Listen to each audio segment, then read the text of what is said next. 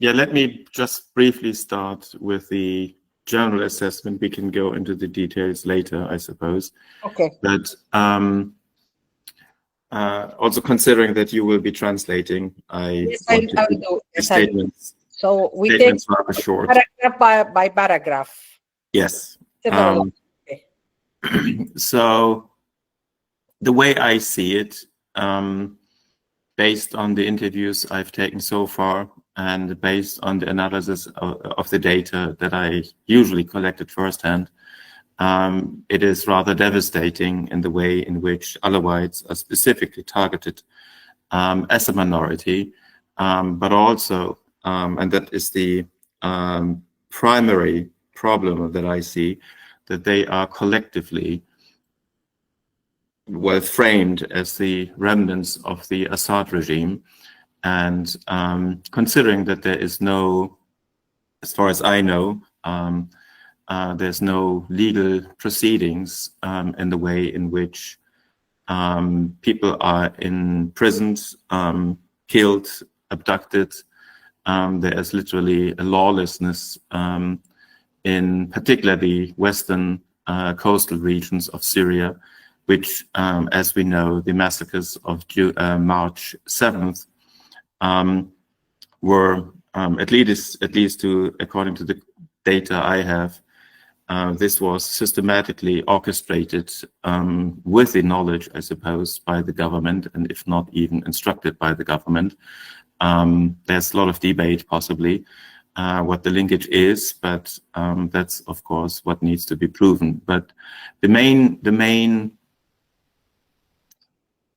answer I would give to your question is that starting with the Alawites, there is a precarious situation for those who are members of religious minorities, and they are targeted, and what we can see so far, there are always extrajudicial killings of children, women, men, and I can go into further detail of how my analysis looks like, what the massacres of Al-Qusur in Banyas looked like.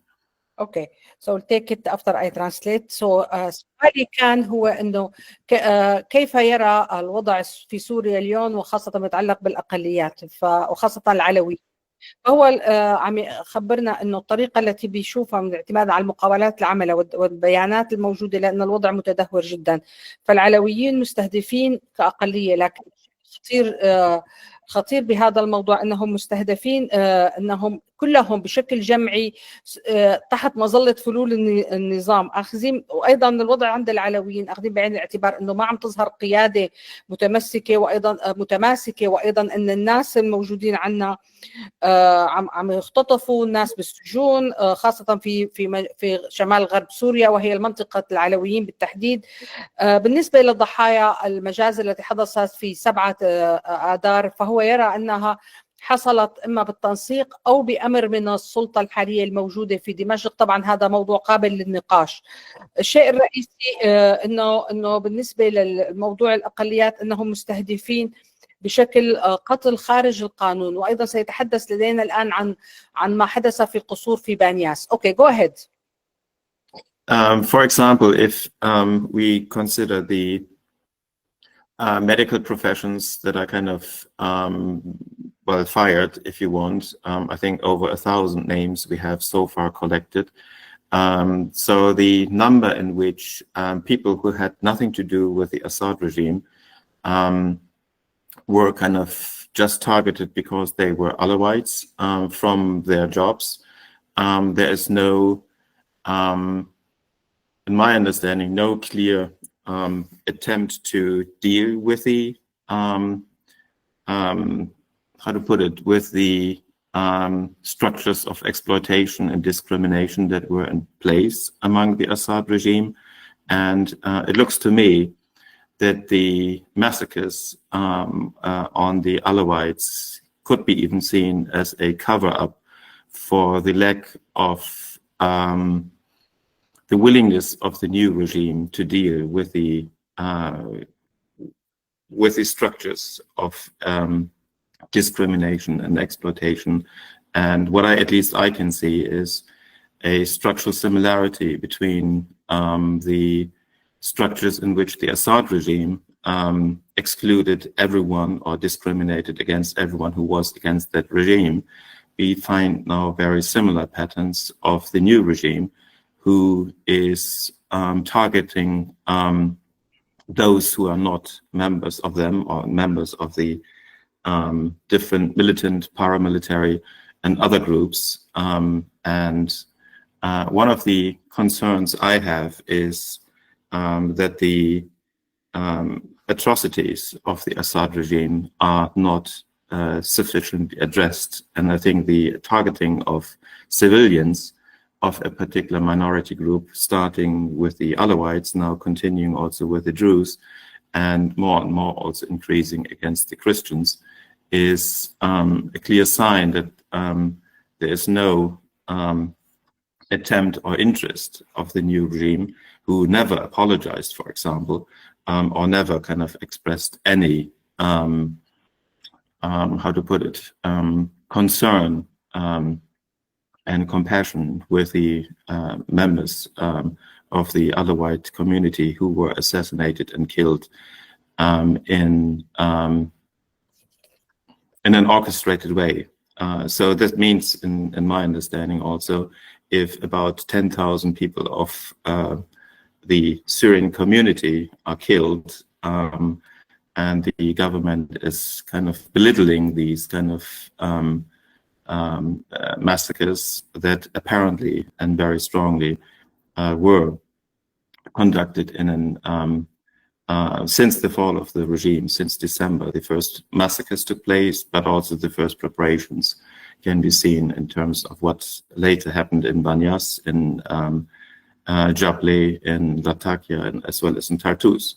And as far as I understand, just today, there's a new assemblage of all military forces in the Tartus area. And maybe as we speak, the next massacre is going to evolve in the Tartus region. Okay. And the international community is not doing enough or not doing anything, if we even can say that. اوكي ثانك يو. طبعا هو يشير الى ان هناك حوالي اكثر من 1000 من الكادر الطبي او العناصر كانت موظفه بالحكومه تم تسريحها، فليس لديهم اي علاقه، او انه تم استهدافهم لانهم علويين من وظائفهم وليسوا هن ممثلين لنظام الاسد. ولا يوجد اي خطه لدى السلطه الحاليه للتعامل مع هذه التمييزات او هذا يعني الاستغلال لهذه المجموعات الموجودة. طبعا تم ارتكاب هذه المجازر في طريقة مشابهة للطريقة التي كان يرتكبها نظام الأسد في التعامل مع الناس الذين هم ضده. ولا يوجد أي نية لدى وهذه يعني إشارة واضحة أن هذا النظام أو الحالي ليس لديه أي نية للتعامل مع هؤلاء الضحايا أو هؤلاء المتضررين من الأزمة أو من الإجراءات التي استخدموها. طبعا هي إشارة عندما يعني حتى هذا النظام، السلطة الحالية لم تتعاطف وتحاول التقليل من هذه الجرائم. إذا كان هناك 10,000 إنسان سوري قتل ولم تبدي هذه الحكومة أي تعاطف معها، سواء كان في المجازر، في جبلة، في بانياس، في طرطوس. وبينما نحن اليوم نتحدث هناك أيضا دعوات من قبل بعض المجموعات المسلحة للذهاب وتطهير طرطوس، وربما وبينما نحن نتحدث اليوم تكون هناك مجزرة أخرى تجري اليوم في طرطوس. And maybe I would like to, I think this is also kind of meant as a discussion, so I'm not giving here a lecture. Maybe we have a discussion, but the couple of things at least I want to start with, and there's so much more than we may need to talk about. But I think one of the main concerns I have is that the new regime is doing everything also with the general security forces to cover up the atrocities that happened, to even justify some of the massacres very clearly, because individuals are forced to delete and destroy every evidence. Dead bodies are or have to be buried either kind of anonymously. The mass graves we have seen since March 10th that were kind of constructed, that dead bodies were kind of thrown into the sea in the Latakia area, as well as then in the Banyas area, where the relatives are not given death certificates if they are not signing paperwork saying that these were quote-unquote remnants of the Assad regime. Men were specifically systematically killed on the streets, or even led onto the roofs of the houses to indicate, or at least to suggest, that they were kind of fighters of some sort. There's kind of the planting of false evidence, but also this destruction of all evidence if people are either fleeing. We have now several checkpoints. People are kind of killed because they're Alawite. The main question is, are you Sunni or Alawite? Even last week, when I was talking to some of my interlocutors who were in Syria, they are literally asked if they are Alawite or if they're Sunni, and if they're Alawite, they will be taken away. Previously, they were kind of killed by their neighborhoods. And what is also very disturbing is that, with the abduction of women, that we find more and more kind of systematically, and many networks indicate that Turkey is, or at least that there are networks going deep into Turkey and Iraq, possibly, according to the phone numbers that were used, for example. And one of the other kind of main problems I see is that there is a threat that people who speak out are forced to make false testimonies, or even some of them are kind of threatened to being killed, or that their whole family is killed, or if someone is not taking down some documentation on Facebook, that they are threatened that the whole village will be destroyed. And so there is a clear attempt to cover up, to destroy evidence, and even to kill eyewitnesses. And I think that's the most troubling concern, that is all systematically coordinated even now by the new government and by the new regime. اوكي ثانك يو. يعني الهدف كان ايضا هناك محاولات من النظام الحالي بتغطيه الانتهاكات وتبرير المجازر وازاله كل الادله. طبعا نحن شاهدنا المقابر الجماعيه، وهناك كثير من الضحايا تم رميهم في البحر، خاصه في بنياس. اهالي القتلى لم يعطوا شهادات الوفاه، وايضا تم استهداف الرجال بشكل منهجي وقتلهم، وايضا يعني وضع أدلة مزيفة من خلال إيحاء وضعهم في وضعيات أنهم كانوا مقاتلين للإيحاء بأدلة مزيفة. طبعا كل من يتحدث ويعطي أدلة عن هذا الموضوع على الفيسبوك يتم تهديده، وما زالت الناس تسأل عن مذهبها في الحواجز. وأيضا اختطاف النساء يظهر أن هناك أن هناك شبكات مرتبطة بالعمق التركي وأيضا في العراق، من استنادا إلى الأرقام التليفونات التي يتم استخدامها. وهناك تهديدات لكل من يضع أي دليل على الفيسبوك أنه بالقتل أو بتدمير كل القرية. Maybe I have to ask you here one سأسأله سؤال. What do you think the strategy of the new leader, الشرع, from killing all this Alawite? Do you think that he wants to eliminate all the Alawites from Syria? Is this possible? يعني شو هي استراتيجية الشرع إنه يسمح بقتل العلويين؟ هل يريد القضاء على العلويين بشكل كامل أو أن لديه أهداف أخرى؟ What will be your best analysis of this? Yeah, that's a good question, and I think there's always a speculation, why is this so widespread? And I think this is most likely geared toward the particular terrorist groups that he is collaborating with, that he is allowing this to happen to, how to put it, and I think there was one in one of the speeches. He said, if a body is sick, the whole body, or if there's a tumor or something like that, the whole body has to fight the tumor. And it appears to me, at least to his main constituency, he is kind of preaching that all energy needs to be kind of used to destroy the quote-unquote remnants of the Assad regime, which is literally all Alawites. And it's, how to put it, a overt or covert form of a very open admission to a genocide. And I don't know what the strategy behind this is, and I think this is really difficult to decipher because it does not need to make sense. But I think historically speaking, we can find similar elements where regimes were doing rather irrational things just to justify the working of the system, meaning since 2011, the Alawites were kind of framed as the supporters of the Assad regime, which is in fact not true. But nobody really was able to kind of destroy this framing of that community.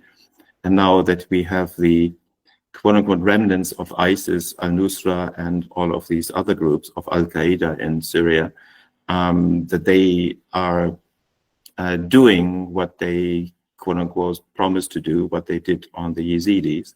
And I think that it's the same culture of violence and killing that is here perpetuated. And on the other side, I don't know what the strategy is or could be, but since the world community is not, how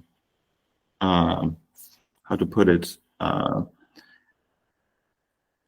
not taking a clear stance for these religious minorities in Syria, and many of them don't even know who the Alawites, the Druzes, and maybe even the Yazidis are.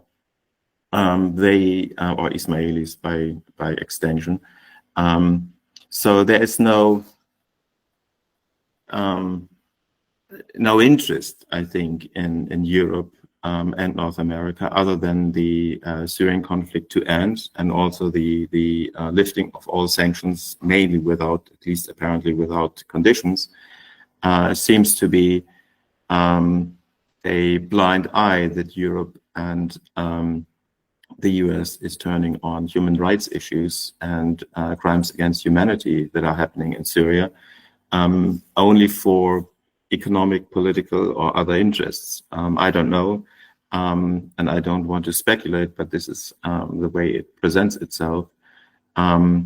So the strategy Al-Shara is playing is, on the one side, let's say, feeding the needs for revenge in some of the groups he's working with, and on the other side, trying to paint a picture that is creating the image that this is a new Syria, is prosperous for economic and other kind of endeavors, but it's, I think, always belittling or kind of downplaying the issues related to the minorities and the atrocities that are apparently happening every day, that their livelihood is destroyed, the people are killed on the fields, that the fields or their trees and forests are destroyed. So any form of subsistence that the Alawites have is, in my understanding, almost under threat from the reports that I've heard. اوكي ثانك يو. بالاجابه على سؤالي عن استراتيجيه بالقتل، هو يقول انه يريد ان يدعم المجموعات الارهابيه التي هي ضمن شعبيته، فيسمح لها بارتكاب مثل هذه الجرائم التي تصل الى حد الاباده الجماعيه.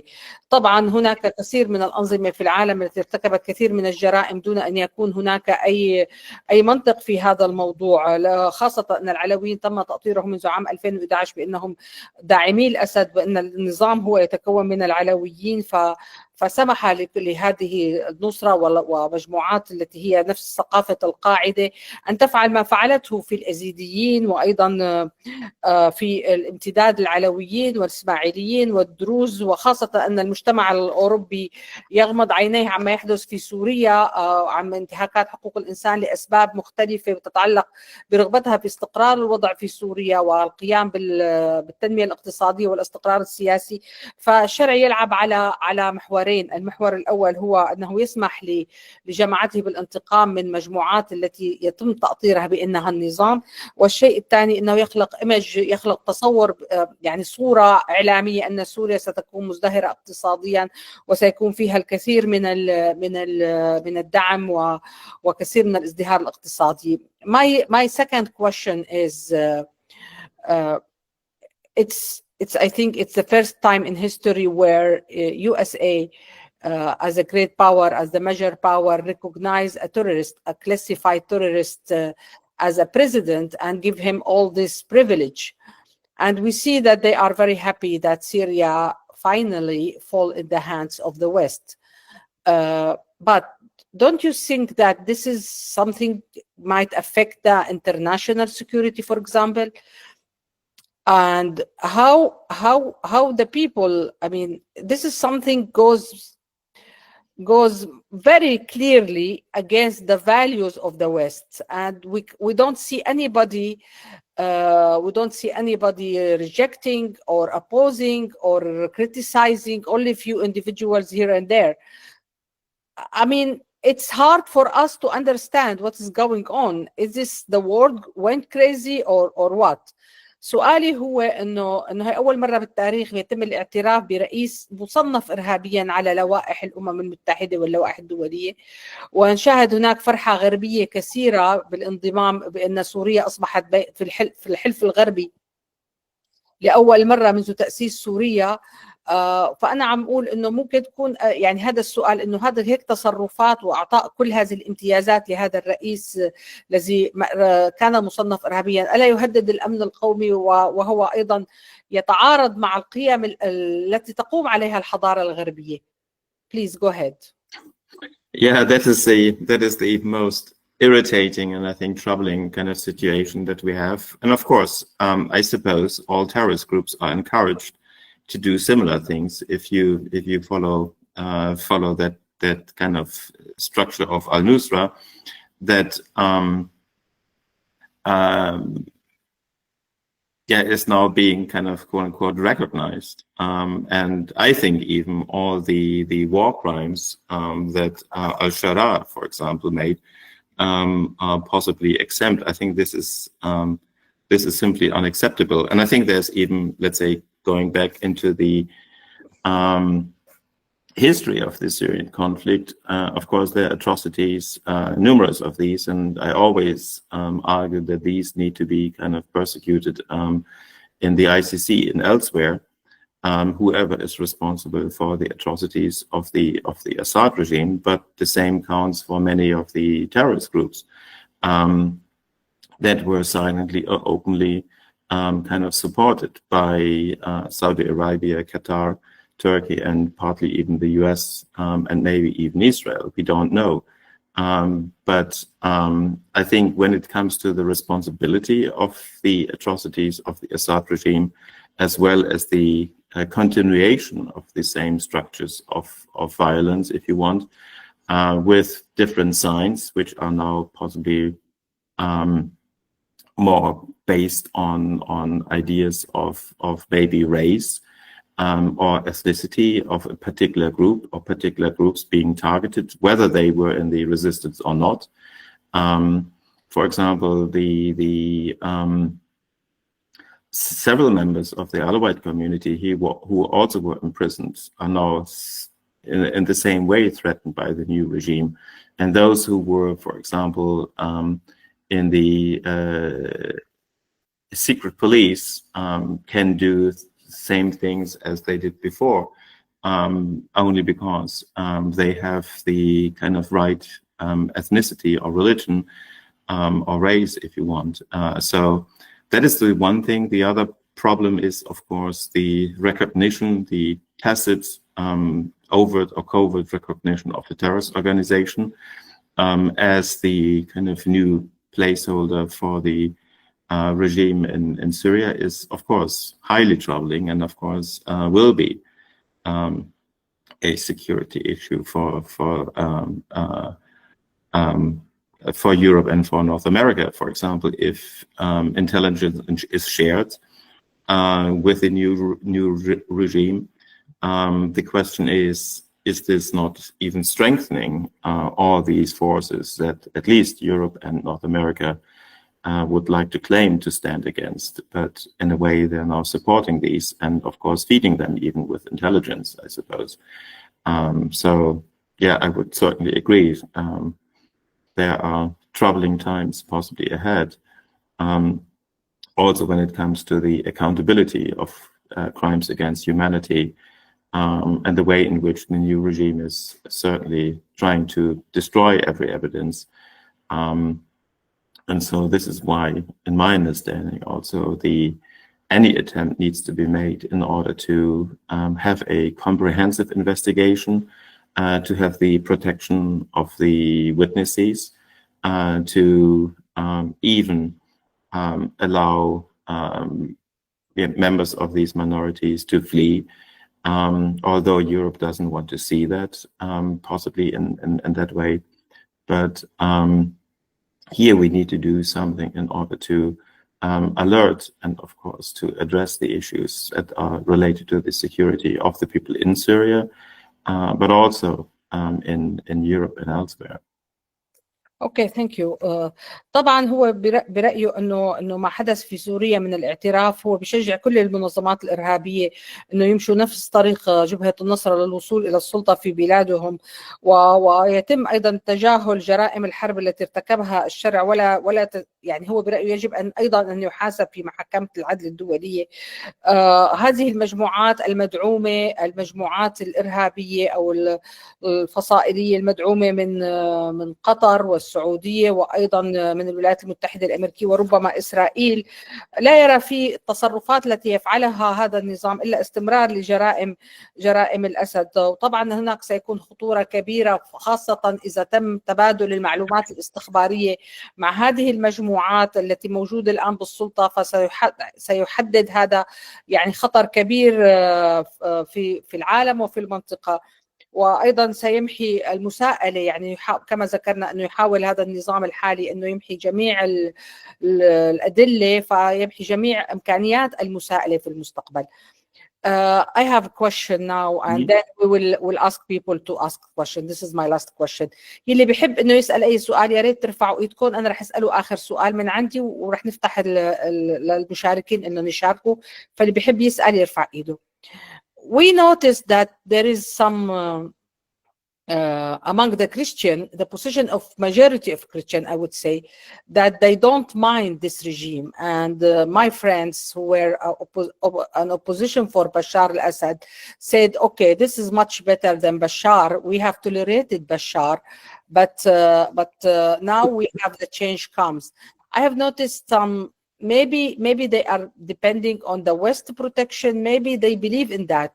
So what do you say about, from your study of the history of Christian in the region, how do you see this? سؤالي انه في معظم المسيحيين الموجودين في سوريا كان عندهم موقف غير رافض بقوة او ربما موافق لهذا النظام بحجة انهم تحملوا الاسد، فممكن يتحملوا هذا النظام. فأنا عم بسأله إنه شو رأيك بهذا يعني الموقف عند بعض المسيحيين من دراسته لتاريخ المسيحيين المشرقيين.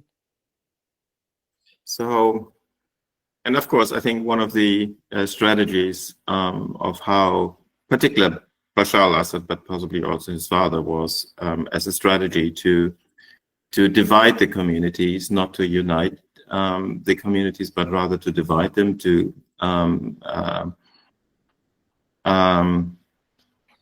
create distrust among them, but also make them then indirectly more dependent on the regime.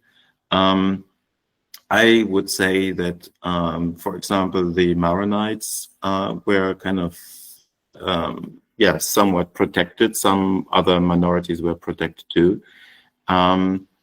And the difficulty here is, of course, the role in which, particularly in Western Europe, but also in North America, whenever kind of Christians are kind of concerned, there is at least among evangelicals and particular members of also conservative political parties, to alert, or they only are alerted when Christians are concerned. And then the kind of whole narrative of the killing of Christians in the Middle East is almost kind of stereotypical or a cliche kind of type that does not really address the problems of Christians in these areas.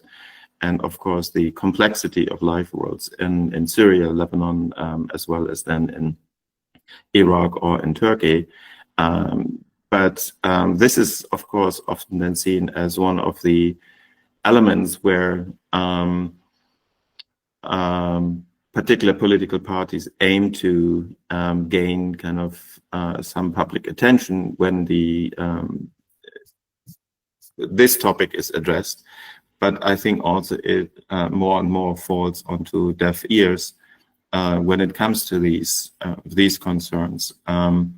I can't speak to the perception of Christians in the area about the new situation. So maybe someone else can or might be able to speak to that. But I think my overall perception is that they are, of course, clearly targeted. I just saw maybe half an hour before our meeting some surveillance footage where a church is being attacked. And of course, we have multiple accounts of priests being intimidated, churches being entered, Christians in the Damascus neighborhoods being kind of called to convert. And I think there's a long list of forms of discrimination, intimidation. And I think the situation is not that alarming and not that systematic in this West Coast, as well as in the mountainous areas around Damascus or in other places. But for example, the attack on Christians in Aleppo and the destruction of church property is becoming more and more one of the defining features. And I think that also relates to other minorities who are not complicit to the militant ideology of the new security forces in being in place in Syria. اوكي ثانك يو فيري ماتش.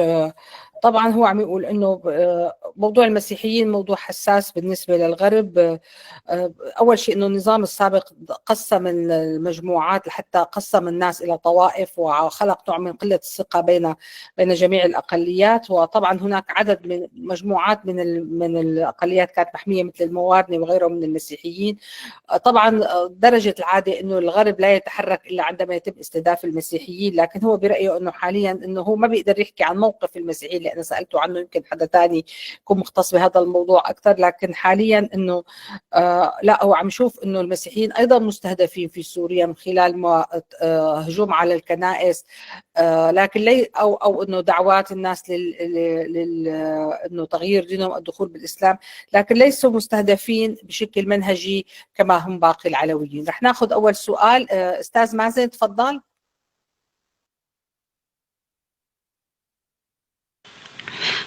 مساء الخير دكتورة، تحياتي إليك للبروفيسوريانز وجميع الحضور. أنا عندي سؤال للبروفيسور. ب5 ديسمبر الماضي كان في زيارة للمبعوث الألماني ستيفان شينك والتقى شخصيات علوية، وكانت الزيارة لافتة قبل سقوط النظام ب3 أيام. والزيارة الثانية وزيرة الخارجية بيربوك التقت بشخصيتين علويتين. طبعا في علائم استفهام كان عن هذيك الزيارة، وبعد هيك لاحظنا غياب تام لأي نشاط دبلوماسي أو سياسي ألماني تجاه الطائفة العلوية. كيف بيفسر هذا النشاط المفاجئ والغياب المفاجئ كمان؟ شكرا. Okay, Mazen said that in the 5th of December, 3 days before the collapse of the Syrian regime, the German special envoy to Syria has met with some figures, Alawite figures in Syria. And then when the minister, the German minister went to Syria, she always met with 2 people from Alawite community. And that's it. After that, all this activity has faded away, and we haven't tracked any interconnection between the German diplomacy and the Alawite. Do you have any explanation of that?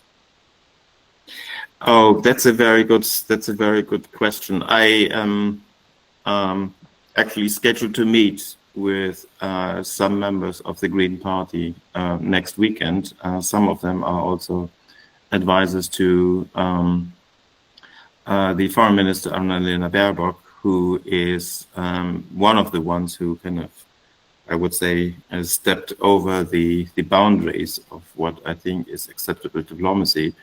I try to reach out also directly the week after the atrocities on March 7th, when I was kind of being more involved in some of the events that are going on also in relation to the visit or the proposed visit of al-Shara to Brussels, when then finally the foreign minister came on March 17th. I wrote an article and tried to address the issues of the possible complicity of the European countries, of the German government, with the kind of new regime, and also with the atrocities, by staying silent and by not addressing the wars, the crimes against humanity.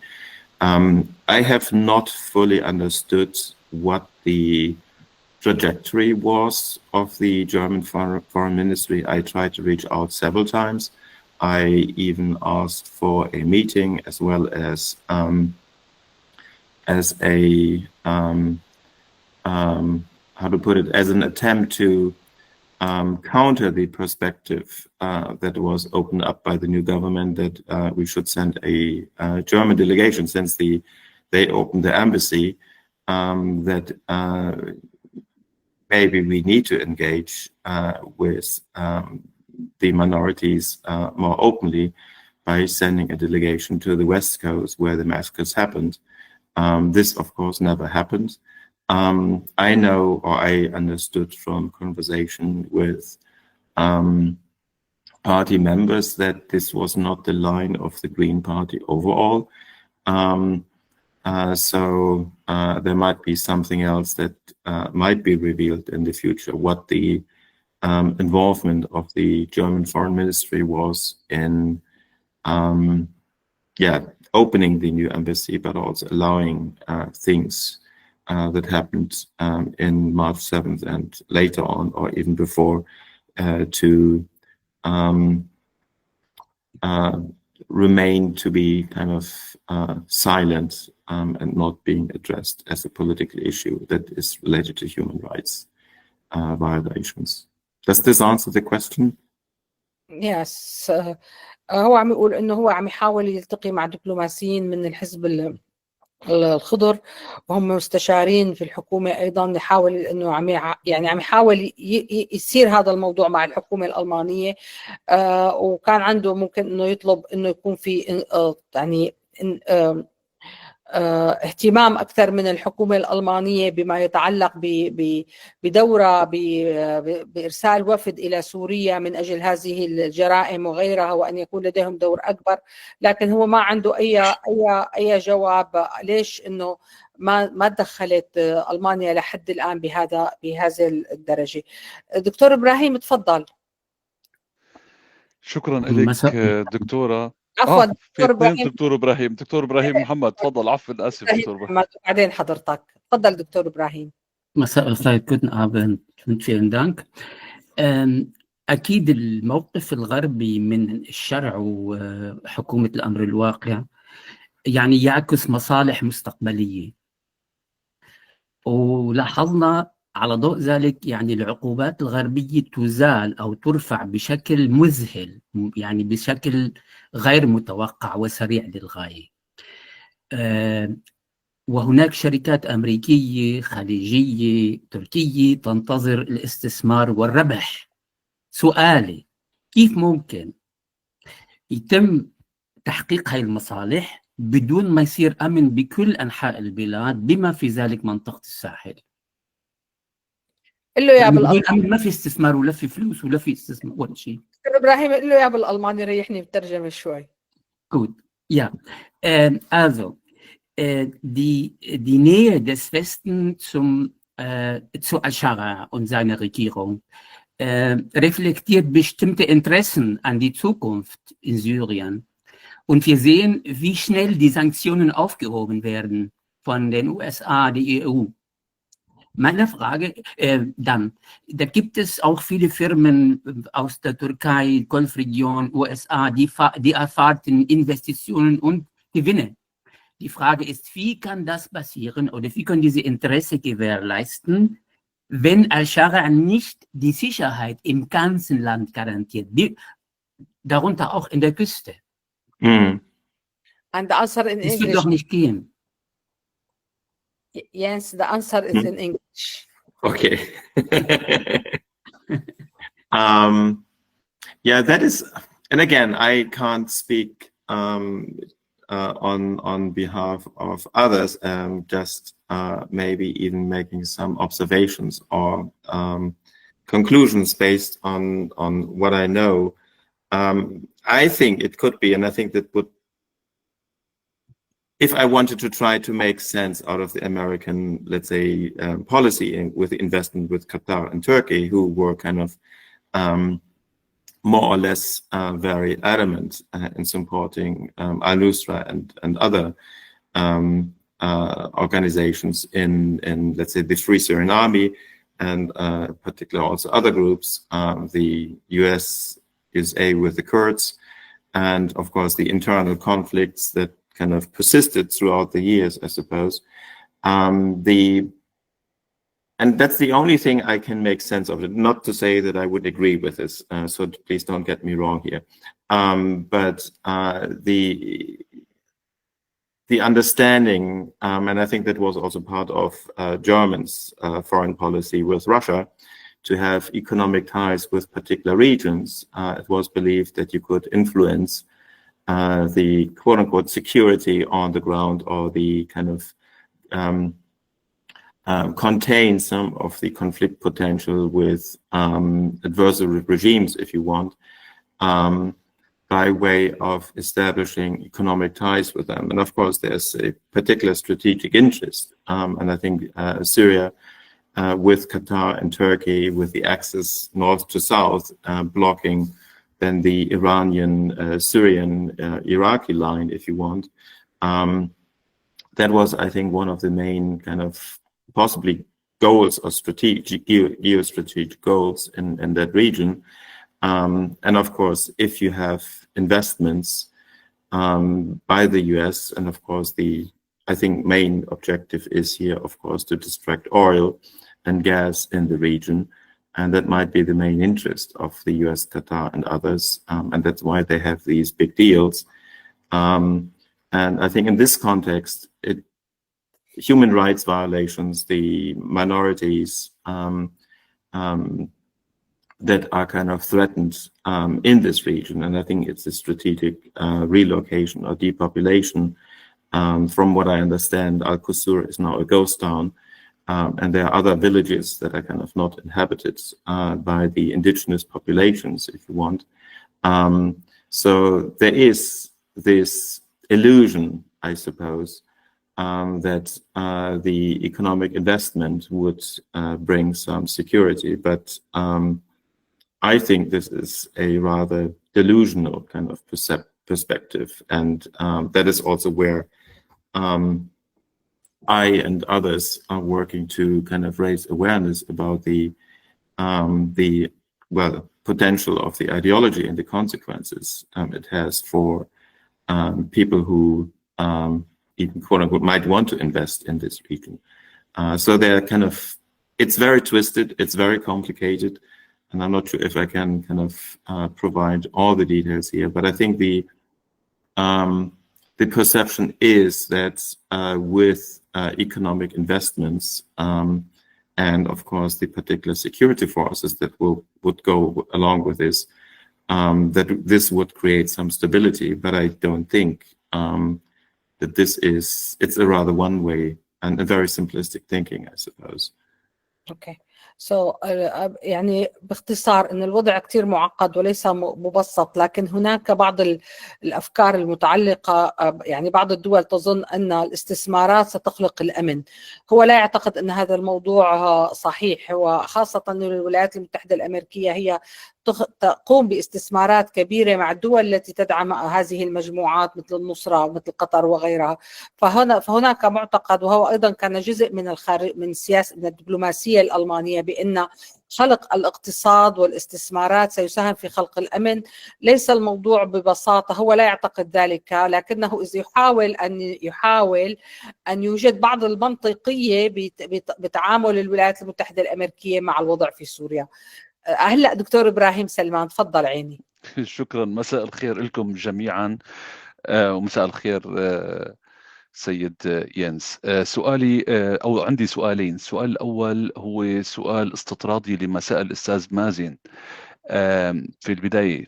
هل لديه معلومة عن مضمون اللقاءات التي تمت مع علويين قبل سقوط النظام أو بعده؟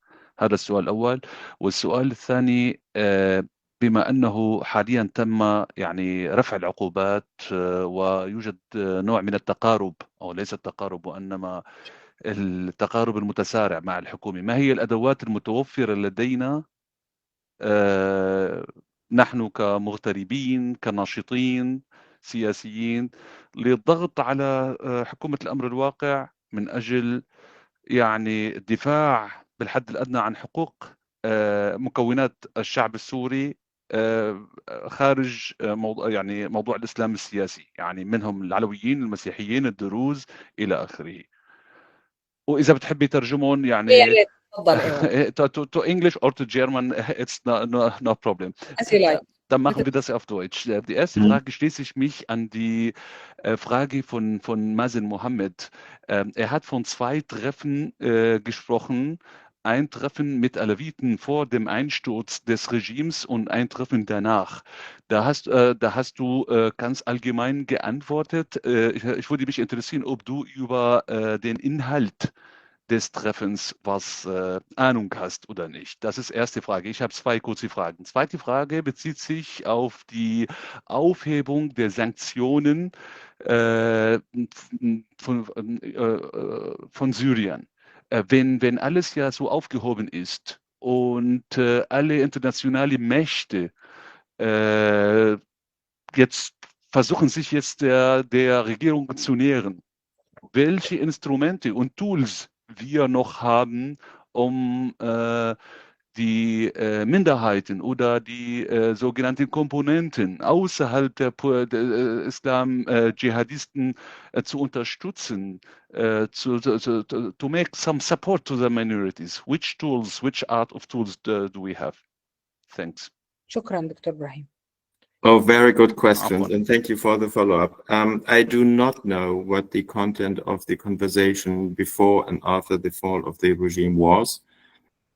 I do have to admit that if Mazen or whoever said it could provide maybe more details, maybe even offline, who was part of this particular delegation, it might be possible to get more information, because I don't think that this was really clear, at least not clear to me, particularly if I have even seen this at this time. The other kind of question is about the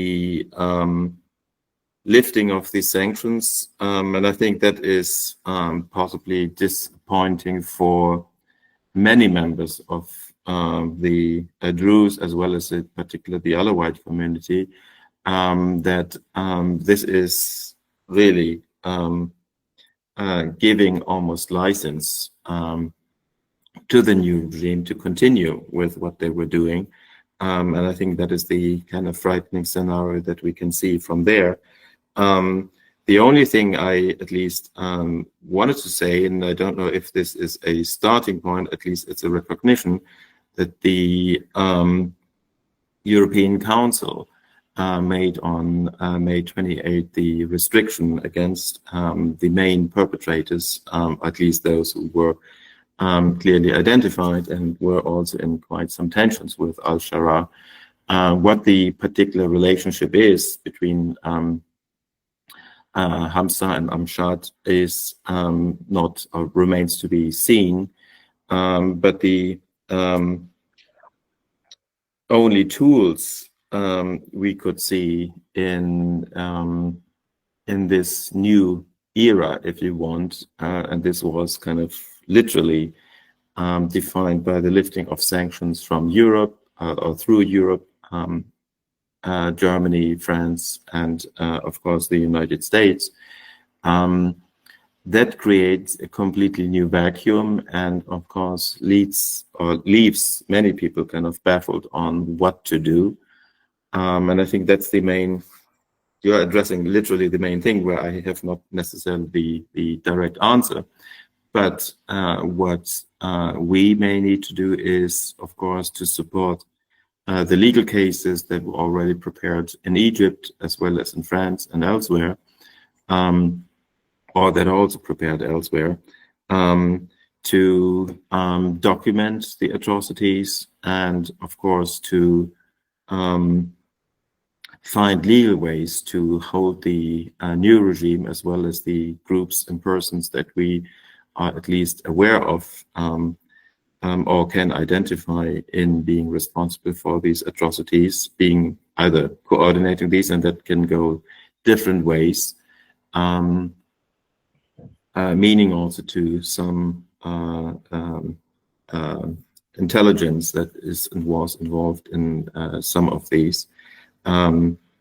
The tools we could find, meaning strategies to support specifically economically and also otherwise, maybe Alawite communities, speaking to the different foreign affairs committees in Germany, in Europe, in the US, as well as then kind of reaching out to the United Nations, which will have, of course, continuous meetings on the situation and security, particularly with the Security Council of the United Nations, as well as with kind of other organizations that we need to report, document the atrocities, and of course use all legal means that we have or may have at our disposal to raise the awareness and to counter the narrative and the kind of framing of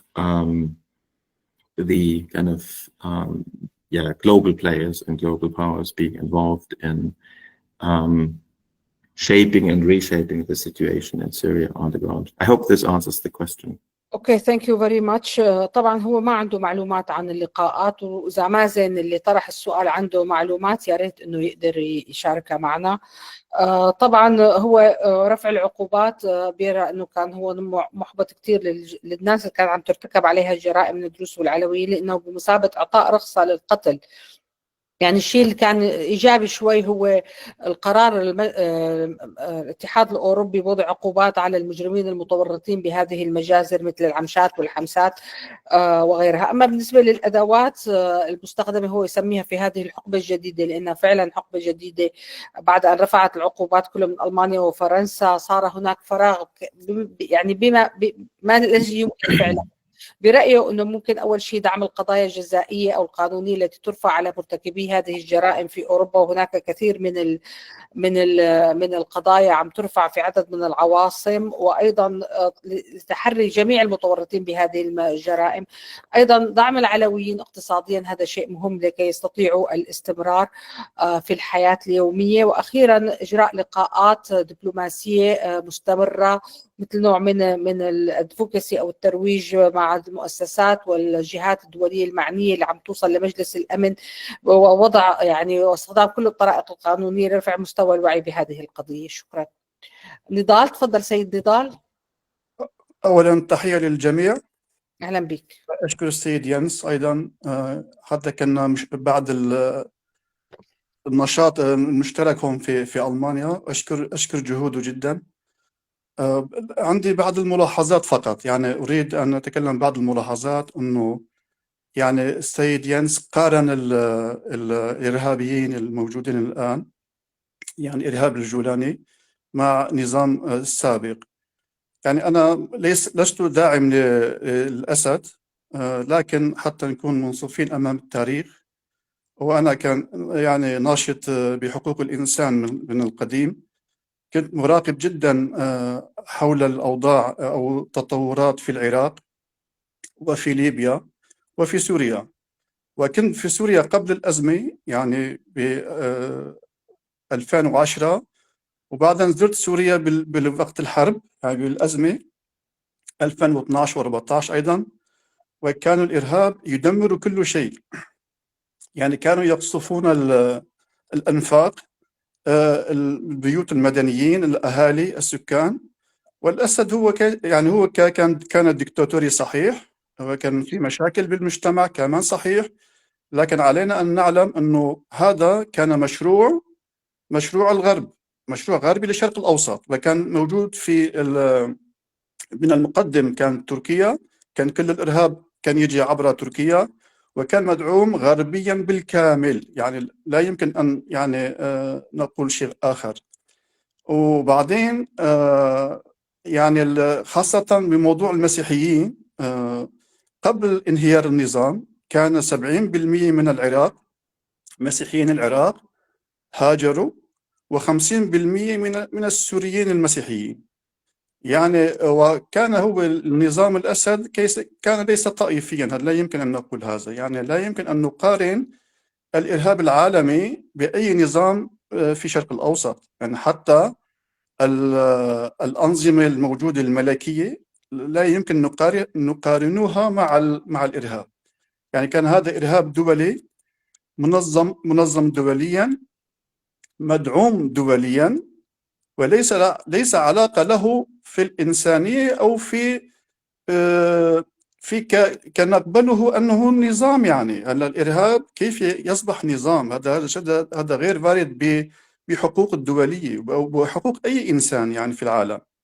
ولا يوجد أي تقرير محايد أنه نظام الأسد يعني عمل جرائم ضد شعبه. هذا أيضا غير وارد. يعني كأنا ناشط وكنت موجود بهذه المواضيع. أردت فقط أنه أقدم يعني الملاحظات البسيطة، وأشكر كل الجميع الذين الحاضرين معنا. شكرا لك أستاذ نضال، شكرا لانضمامك لنا. طبعا yes, Nidal has some observation. He has to compare the current terrorist regime with previous regime because he was activist. He was watching the development in Libya and Iraq and Syria, and he has visited Syria in 2010 and 2012, 24, and he saw that terrorists has destroyed everything, the cities, everything. And while he thinks that Bashar al-Assad or his regime was a dictatorship regime, he was not a sectarian regime. He thinks that what's happened in Syria, it's only a Western project for the new Middle East and supported fully by Turkey and the West. And he says that Christian Iraqis, 70% of the Christian Iraqi has left Syria, while only 5% of the Christian was left Syria in Bashar al-Assad era.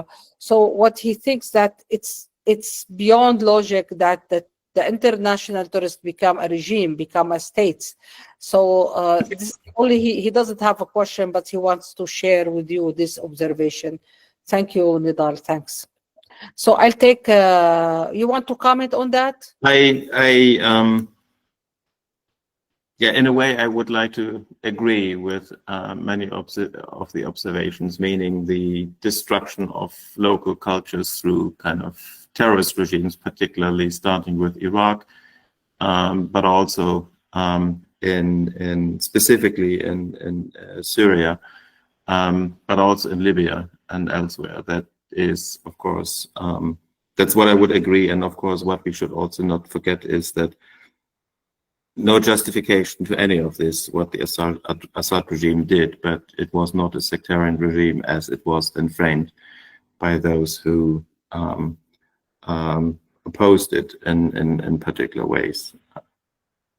اوكي طبعا هو يتفق مع معظم هذه الملاحظات اللي تفضل فيها الاستاذ نضال، طبعا خاصه بما يتعلق بالتطورات بعراق وسوريا وليبيا، وهو لا يوجد اي مبرر لما فعله بشار الاسد في سوريا، لكنه لم يكن طائفيا بالدرجه التي كان يتحدث عنه معارضوه ويروجون للاجنده الخاصه بهم.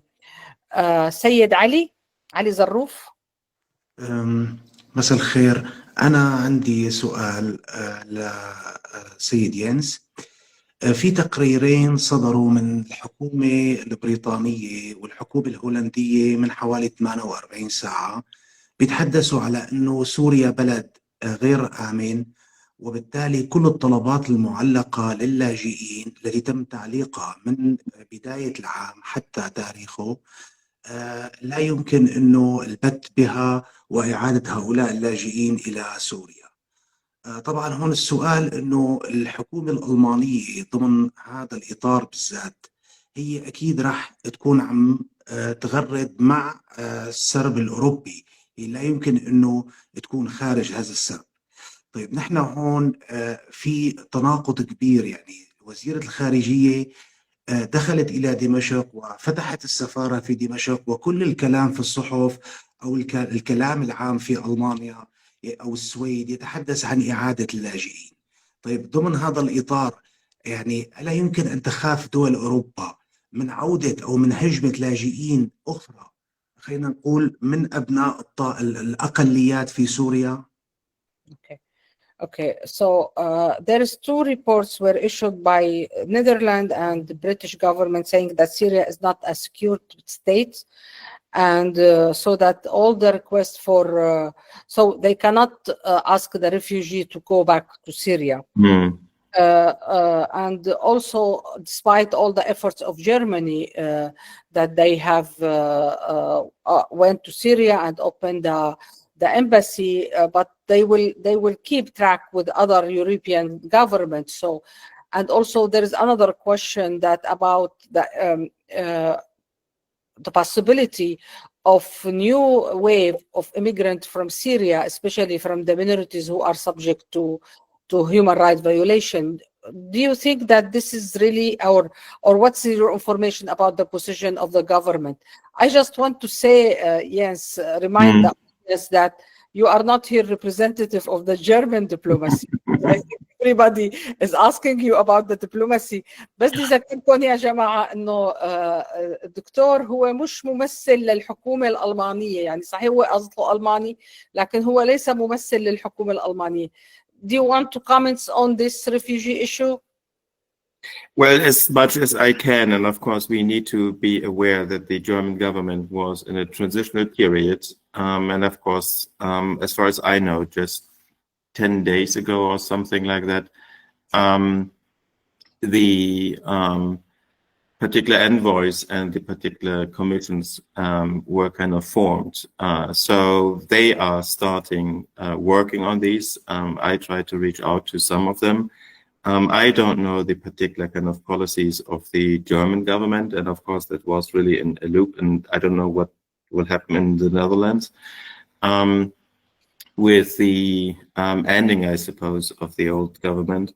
But of course, the Netherlands was specifically also addressing and raising concerns about the security issues, and the way I think these are kind of indirect information I gathered, if you want, but that it might be that specifically members of the minorities would be able to apply for visa and refugee status in Germany and Europe. That is something very new from what I have learned just these days. So I don't know what the particular procedures are, but that is, I will meet also with lawyers who specifically focus on the immigration as well as the refugee status and the new asylum seekers. And I think this is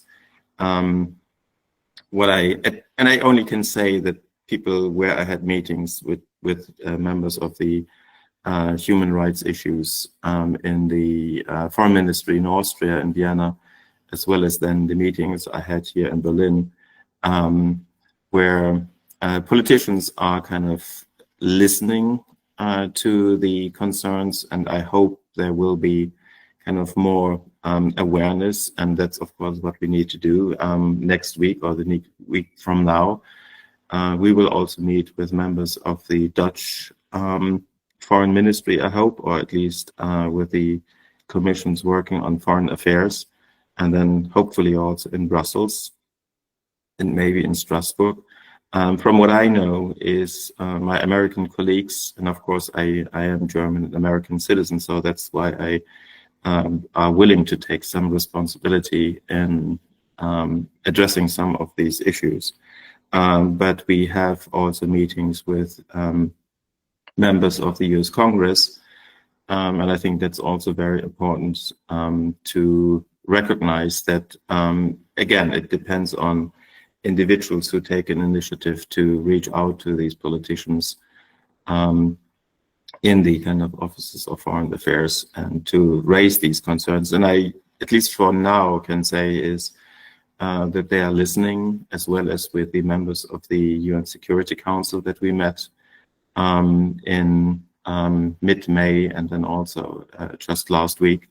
They, I think, need information about documentation, about the situation, and I think that's also Dr. Salman also raised the issue, and I think he's raised his hand again. What we can do in terms of reporting, documenting, and of course providing those who are kind of making policy decisions to give as evidence-based as possible an account of what the situation in the coastal region is. And I think that's possibly the best way we can do for now.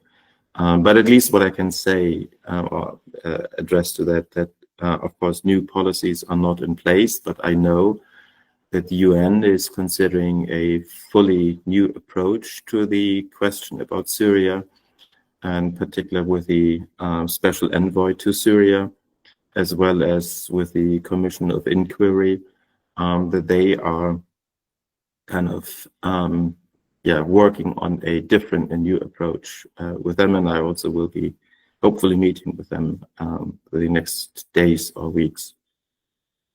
So we need a promise from you to share the results of your meetings with us about all this in good news. Okay, thank you. هو عم يقول إنه بشكل مختصر رح أختصر أنه أولا أنه الحكومة الألمانية كان في مرحلة انتقالية، لكن هناك في وصل معلومات غير مباشرة أنه ممكن يكون في فتح باب للجوء. لسه ما اتخذ القرار، لكن عم يندرس لمن يريد أنه يقدم على فيزا أو لجوء في ألمانيا من أفراد الأقليات، وهذا خبر يعني جيد. طبعا هولندا كان عندها كتير يعني تحفظات تجاه موضوع الأمان في سوريا، هو معروف هذا الموضوع. وأيضا بالنسبة للقاءاته مع في متعددة في عواصم مختلفة، إن هناك في دراسة جديدة للتعامل مع الموضوع اللجوء بالنسبة للسوريين. وأيضا لديه معلومات أن المبعوث الأممي والأمم المتحدة وغيرها سيكون لديها منهجية جديدة للتعامل مع الوضع بسوريا. فأنا طلبت منه أنه يعطينا نتائج هذه اللقاءات، خاصة ما يتعلق بموضوع الفيز بالنسبة لأعضاء الأقليات المحددة. دكتور إبراهيم رح أعطيك الدور بعد الأستاذ لؤي، لأنه ما حكى لؤي. تفضل سيد لؤي. مرحبا عيوني، أهلا وسهلا. أنا أول شيء بدي أشكرك دكتورة، وأشكر الحضور كلهم على دعوتي من أمريكا. بدي أشكر السيد ينس. سؤالي محدد بسيط جدا، قد تحمل الإجابة عليه أجوبة لكثير من تساؤلاتنا حول مصيرنا. كل ما يجري على الساحة السورية هو بعكس دورة التاريخ.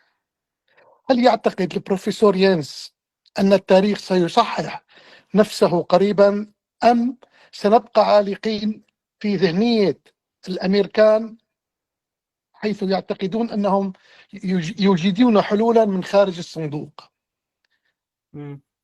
Okay, this is a nice question. He says that everything happening in the region is against the rationale of history or against the history. Do you think that the history would correct itself in the future, and or we will be stuck with the thinking of the American administration that they can always find solution, out of the box solution? Wholeheartedly, I would hope that we could learn from history, but I think it's our all responsibility to counter the narrative, and of course, however silent, however quiet we might speak, but we should insist and continue. I was even talking to a lawyer who said, well, it doesn't really make sense. He's not taking on the case, let's say, to persecute the perpetrators of these atrocities, saying that it's, let's say, a needle in the haystack. And he said, whatever you do is rather something doing for the history books. But I was kind of, well, I was pretty frustrated, but also it was also a wake-up call for me to realize, yeah, of course, the way to do this may have limited grounds, but I think it still needs to be done. And whatever we can do in order to correct or question the perception that is kind of painted in the overall media. I tried to kind of get something published in The Guardian or the New York Times on these issues, and they did not even respond. Of course, there may be other kind of voices that are kind of possibly more, how to put it, likely to be heard on some of these issues. But I think we still need to persist, to document, to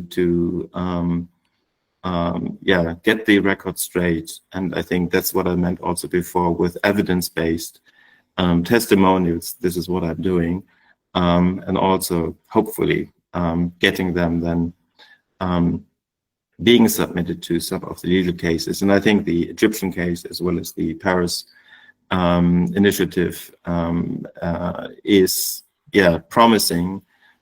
But of course, this is one thing to get something to the International Criminal Court or to the Court of Human Rights. The other thing is to win this case. And of course, this can only be won if this is done very well. And I think that's possibly the call, or that's the objective, and that may even take years. And it's not really something that is being that in the open, but I think that's the only thing we possibly can do, is to document, and of course to maybe also what I said before, that to get people to listen who are in these situations. And I had a very delicate situation where the Syria expert, really I caught them in terms of how ignorant he was, and how he was repeating the narrative of the new regime, which is, I think, what many politicians in Europe are doing, and how naive they are often with considering the double talk, I suppose, that is coming from Damascus, is just geared to the superficiality of understanding by Western politicians. And I think that's where we need to get something to get the record straight. And I think that's only what we can do, is to document whatever we can document. اوكي. يعني الشيء الوحيد اللي نقدر نعمله انه نضل عم نحكي ونحاجج بالروايه اللي عم تروى. يعني هو عم يقول انه في كتير ناس ما يعني انه عم يحاول هو يكتب بالصحف بالجارديان او بنيويورك تايمز، ما عم يردوا عليه، ما حتى ما جاوبوا معه انه ردوا عليه. كل حتى هو كان عم يحكي مع بعض المحاميين اللي عم يقولوا له انه ما في فائده من رفع هالقضايا. طبعا رفع القضيه شيء، وصولها الى محكمه العدل الدوليه، وايضا صدور قرار من محكمه العدل الدوليه شيء اخر طبعا هو كان يحكي مع بعض الخبراء بالموضوع السوريين وتفاجأ بمستوى الضحالة الموجودة عندهم وعدم فهمهم للموضوع. فأيضا مثلا عندنا مصر رفعت قضية، بباريس رفعوا قضية. بدنا نضل نشتغل، بدنا نضل عم نقدم الرواية الأخرى لحتى ممكن حدا يسمعنا بموقع صنع القرار. ما في حل غير هيك. I have a comments about this history. I mean, I like history very much. What I don't think that the history is. They say that the history repeats itself, and I think what's happening now, an attempt to create another Ottoman Empire in the region to win over it on the long run. I think. The thinking out of the box is this, that we can create another Ottoman Islamic empire and then we can win it. And personally, I don't see that there will be border. I mean, and the statement done by the American Special Envoy about Sykes-Picot gives me a very good indication that we are heading towards creating a new Sunni empire in the region, which might affect the security of all neighboring countries. I mean, the Arab neighboring countries in particular, and then some of the ideas that they can win over it. I mean, and I take this idea from the book of Henry Kissinger, The New World Order, and I think it's a very good book to read if you want to understand what is happening here in Syria. The problem that Alawites has been always in the history victims, and they struggle to keep their identity and their culture, and now they are in their weakest phase, and I'm sure that they will find a solution in the long run, but it takes time because as a group were affiliated with the regime for a long time. They have lost to a certain degree their skills in fighting out of the state's lines. So, but it will happen, and their history will repeat itself, but it will be different this time. I don't know. Do you want to translate this into Arabic? I may have a follow-up comment on this, but okay, let me translate and then you say the follow. أنا اللي عم أقول له إياه إنه أنا من الأشخاص كتير بيحبوا التاريخ، وأنا اللي عم شوفه إنه مش التاريخ بيمشي عكس نفسه، بينما التاريخ هو عم يكرر نفسه في محاولة لخلق شيء يشبه الإمبراطورية العثمانية القائمة على الإسلام السني، وأيضا الانتصار عليها بعد ذلك. يعني الانتصار عليها أمريكيا أو غربيا أو بالقوى العظمى. فنحن اليوم وقت بنسمع انه المبعوث الامريكي عم يحكي انه حدود سايكس-بيكو لم تعد صالحه، فهذا بيعطيني انطباع اكثر انه القضيه مش سوريا فقط، القضيه هي المنطقه كلها من تغيير في يهدد الامن الاقليمي او يهدد امكانيه تواجد دول الجوار على المدى الطويل ضمن هذا المشروع. طبعا العلويين طول التاريخ كانوا العلويين هن مقاومين متمردين للحفاظ على هويتهم وثقافتهم، لكن المشكلة اليوم انه هن في اضعف حالاتهم فقدوا من خلال وجودهم 70 سنة او 80 سنة في السلطة مهاراتهم في القتال خارج اطر الدولة. فالعلويين مرتبطين جدا بفكرة الدولة، لكن على المدى الطويل سيستطيع العلويين ايجاد حلول لحماية ثقافتهم وانفسهم ضمن هذا المحيط المتغير الذي يطمح إلى خلق إمبراطورية سنية. Please go ahead.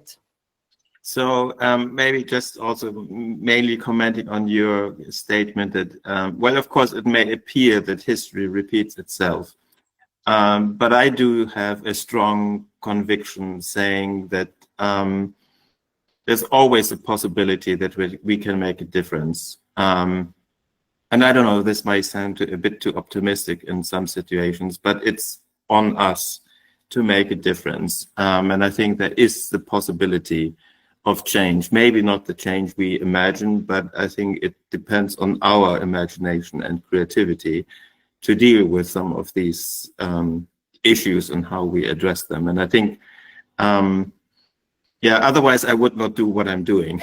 This is why we are all here. This is why we are all here. Yes, and I think there's the...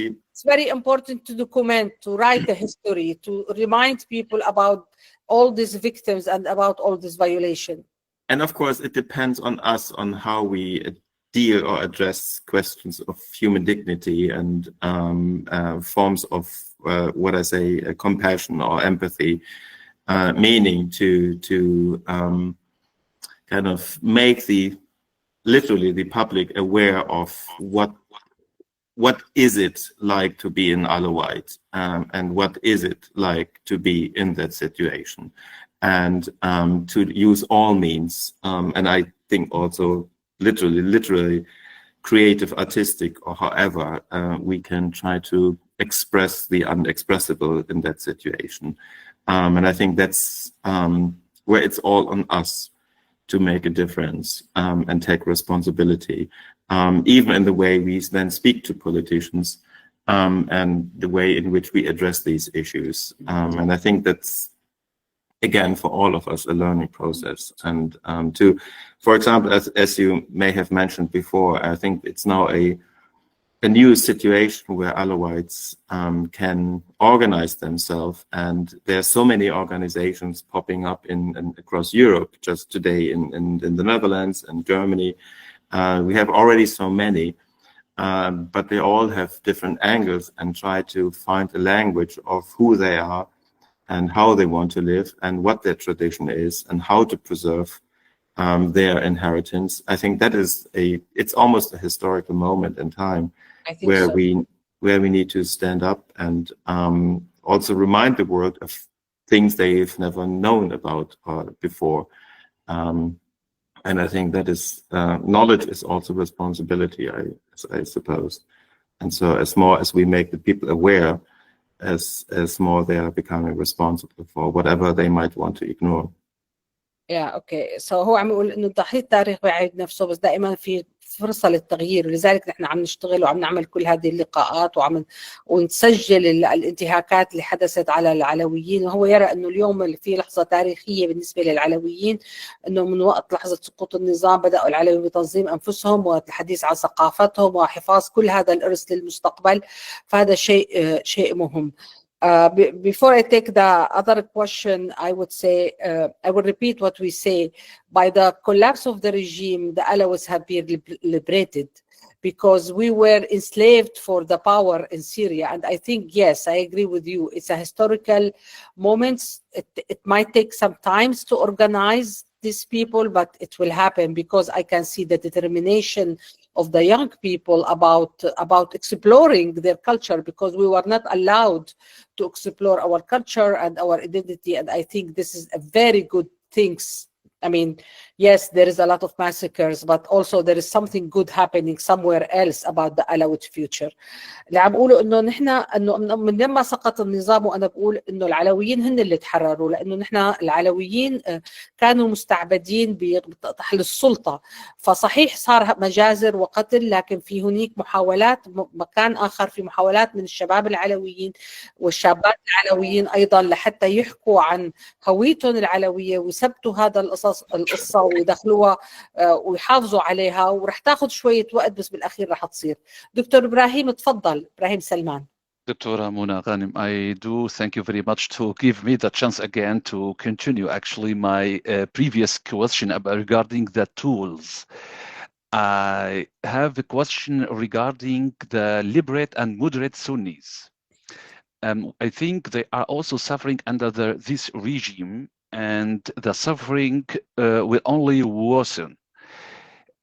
Do you have, Mr. Jens Kerainath, do you have a kind of cooperation with some activists, Sunni activists, that who we can continue this cooperation with them to make a kind of front or united front to resist this regime? It's one of the tools that I would suggest to the future. Thanks. عم يحكي الدكتور سلمان انه واحده من التولز اللي ممكن تستخدمها لمواجهه هذا النظام الموجود حاليا هو التحالف مع السنه المعتدلين والمتحررين. فعم يسالوا للدكتور ياس اذا عنده اي استراتيجيات بهذا الموضوع. yes please.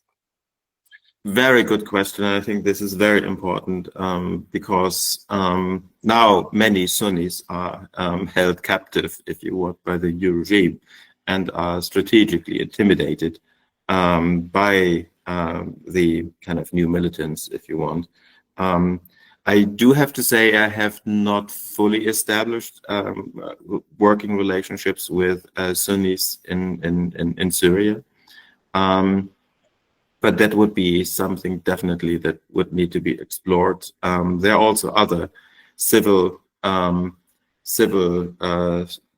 societal kind of initiatives in the region, and I was told actually also by some people working for the UN also in Syria over the last years, that and this was very interesting for me to hear, that and that might be a venue also further to explore or to kind of reach out to some of the human rights activists that we have since 2010 and 11, rather in the region or in Lebanon in particular, who can help assist to kind of raise the awareness about the dangers of the new regime or the kind of militants and paramilitary groups that are getting out of the control of the regime, if you want, if this is even a fair way to say this. But the civil society initiatives are mainly important. But I do have to say I mainly focused on the documentation of these atrocities, but in the political field, in the political arena, it would be highly important also to reach out to specifically the moderate sections of the society who are also endangered in their ability to articulate themselves in some of these points. And I think that's also very concerning on how how to put it, the old elite in Syria, in the Sunni business world, for example, who are also of major importance and, of course, partners in building a new Syria. And I think that's also what other associations I'm working with trying to achieve and trying to engage with. اوكي ثانك يو. بقول انه هذا الموضوع كثير مهم طبعا، وهن هلا اليوم يعني هم بمثابه اسرى لدى النظام الحالي، وهن يعني مستفزين من القوى العسكريه الموجوده، ولازم نحن نفتح مسارات مع السنه المعتدلين بهذا الموضوع. لا بس هو شخصيا لم يقم بهذا الشيء لحد اليوم. I will share my I will comments because I've been in the opposition, the Syrian opposition, since 2011. And what I see now is deja vu. I mean, it's the same what happened with the Alawites. Like, we were struggling to bring the Alawite to the opposition and telling them how dangerous it is to stay behind the Syrian regime, but nobody would dare, even if they agree with us, to work against this regime publicly. And I think what happened now is only with these two groups, the Sunni and Alawites, only switch roles. And now the Alawites are trying to outreach the Sunni, but the Sunni, even they agree with the Alawite position, they would not dare to say. And I think this is also a trap, a historical trap. It was a historical trap for the Alawites, and now it's a historical trap for the Sunni. And I think the consequences will be very, very dangerous on the long run. اللي عم اقوله انه انا لاني كنت بالمعارضه من 2011، فاللي عم شوفه هلا شايفته من قبل، انه كنا عم نحاول كثير نقنع العلويين انه قديش خطر يضلوا ورا بشار الاسد، وقديش ممكن يسبب بمخاطر او بتبعات كبيره على الطائفه العلويه. لكن للاسف العلويين كانوا مصرين عدم الكلام، حتى لو كانوا موافقين على الموقف السياسي ضد بشار، لكن كانوا مصرين على انه ما يتدخلوا بهذا الموضوع. اللي صار هلا انه عكسوا الادوار، صاروا السنه هن داعمين للنظام او مؤطرين كجهات داعمه للنظام في مقابل العلويين. فانا اللي عم اقوله انه العلويين وقعوا بفخ تاريخي تسبب بهذه الابادات او هذه الجرائم، كما ان السنه اليوم هم في فخ تاريخي، وستكون التبعات عليهم كمان من وجهه نظري مش سهله. دكتور ابراهيم محمد، رح اخذك بعد علاء او على سيستم. تفضلي. ما بعرف علاء، ما في علاء. طيب دكتور ابراهيم تفضل. سؤالي افتراضي شوي، بعدين بحكي بالألماني. لو فرضنا أنه نجح المشروع التركي السني، طبعا هذا بده يستفز الأقليات بالمنطقة بما في وخاصة العلويين اللي ما بدهم، يمكن يكونوا أكثر الناس بيرفضوا دولة دينية. طيب بهالحالة هذه راح يكون مصير تركيا مهدد. شو هي الفرصة أنه يصير في بعدين تواصل علوي سوري تركي ما أعرفش ألباني لمواجهة هذا المشروع السني؟ Meine Frage bezieht sich auf das Szenario, einen Sunnitenstaat zu gründen, also einen Ottomanischen Reich. Das würde natürlich die Minderheiten provozieren, vor allem die Alawiten, die ja vielleicht am meisten einen säkulären Staat bevorzugen. Professor, du bist ja ein Kenner der Türkei, sehr gut. Wäre dann die Möglichkeit eröffnet, einen alawitischen, wie heißt das, Bund zwischen der türkischen, arabischen Alawiten zu gründen und gegen diese sunnitische Staat sozusagen, das geht nicht. Und die Kurden würden wahrscheinlich das Gleiche tun gegen so einen, die werden auch provoziert fühlen. Also das Projekt, denke ich mal, wird unmöglich sein. Oder was denken Sie? Was denken Sie? Das ist eine große Frage und natürlich eine große Herausforderung.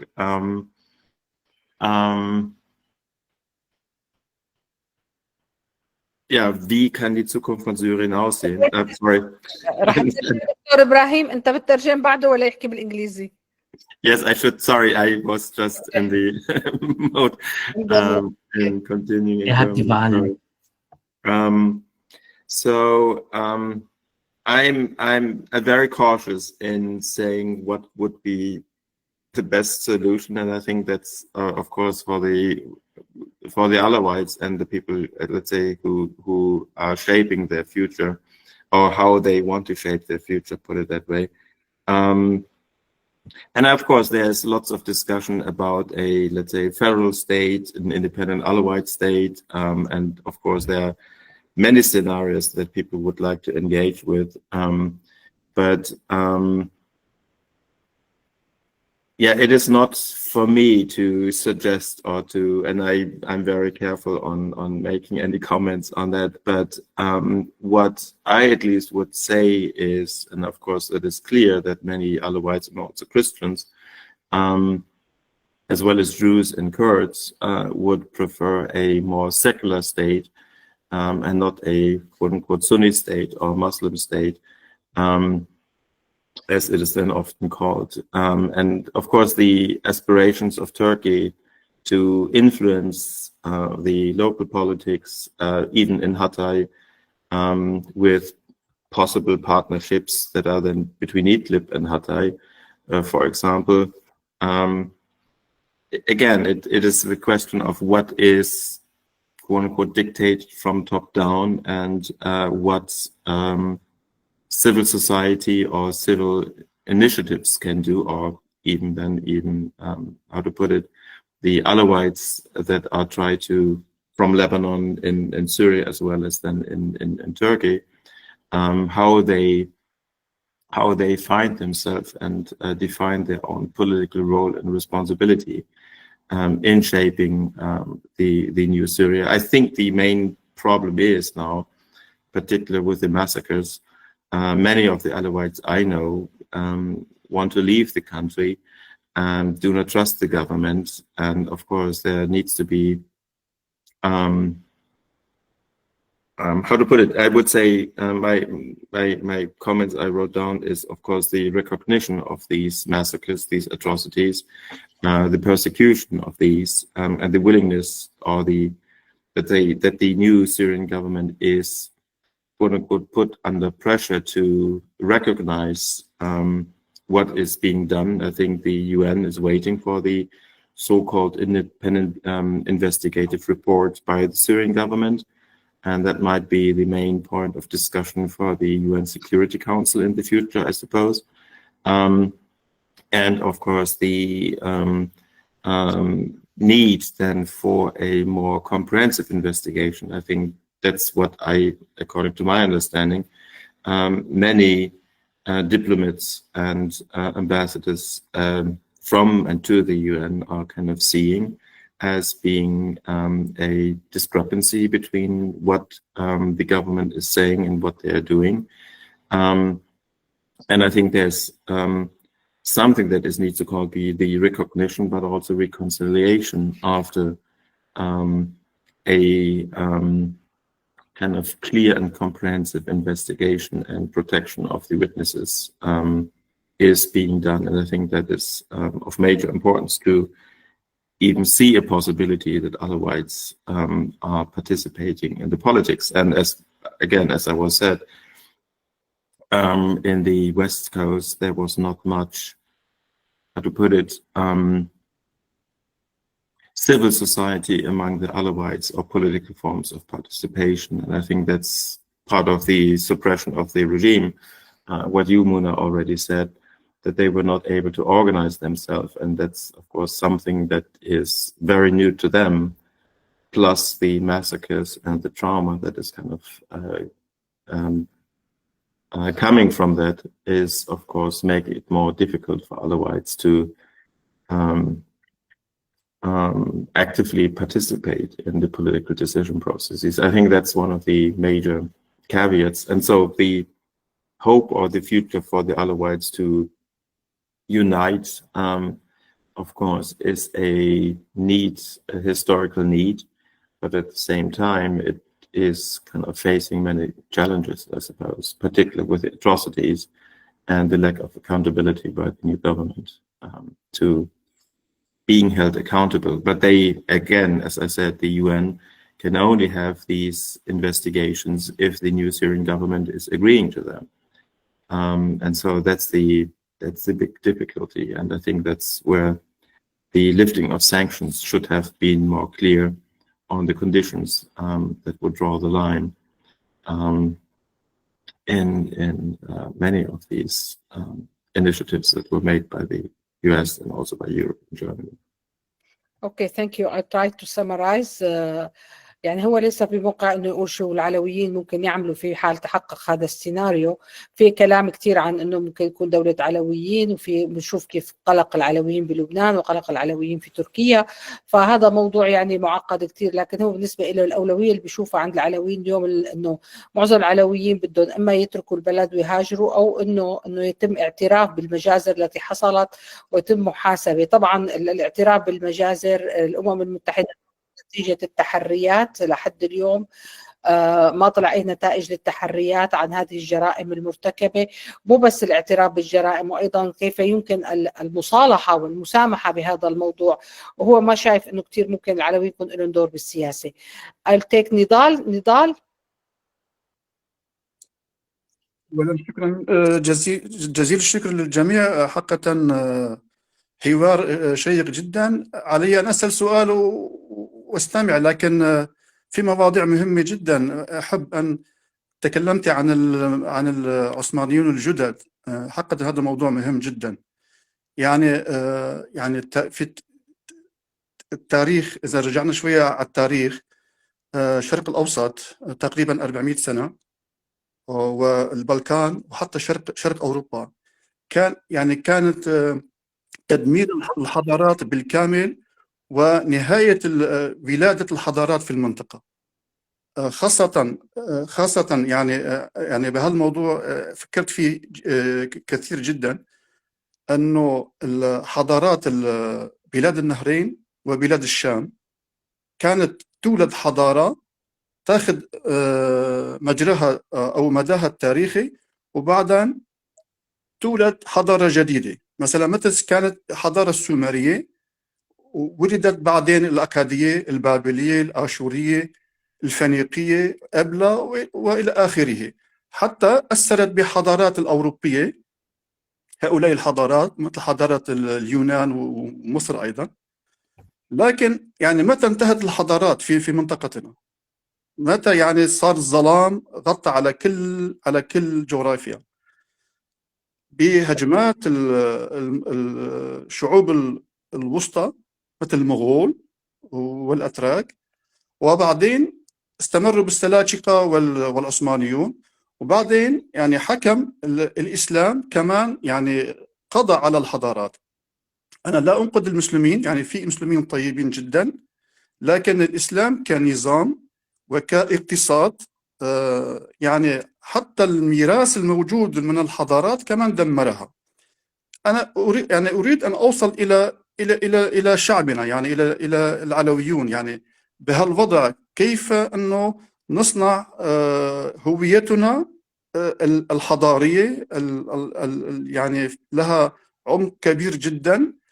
إذا رجعنا على الحضارة والهوية التاريخية، أنا أعتقد أنه ممكن ننجح في تطور مجتمعنا ومجتمع المسالمة كالمسيحيين والدروز والآخرين والأكراد والأقليات الأكراد والمعتدلين المسلمين، وممكن نبني جسورا إلى الغرب أيضا.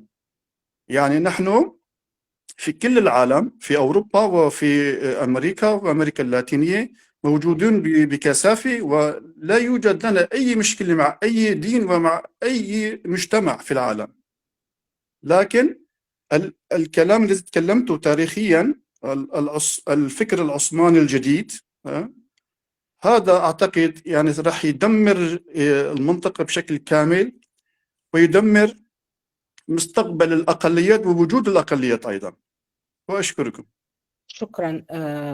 He has a comments about the new Ottoman, which I mentioned, saying that the area of the Middle East has been always rich with civilization. When civilization happens, it grows and dies, but another civilization appears. But only when the Ottoman and the people from the Far East come to this area, and they used Islam to build civilization, they have destroyed all the civilization before, and didn't allow to, and even destroyed the heritage, and didn't allow for the growth of a new civilization. He thinks that Islam, political Islam, has a role in destroying this history, and also it will destroy the current region. And he is calling for the Alawites to develop a civilized and advanced modern identity, which accept all religion and accept all civilization. And this could be one of the tools for the future. If you want to comment on this. Oh, yes. That is also what I usually like to say, that the way in which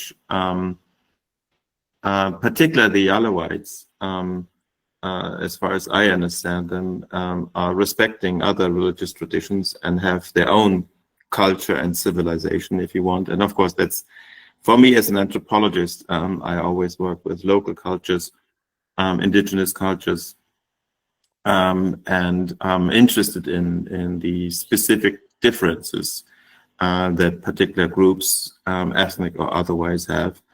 And so the importance is to articulate this different view. And I just said in a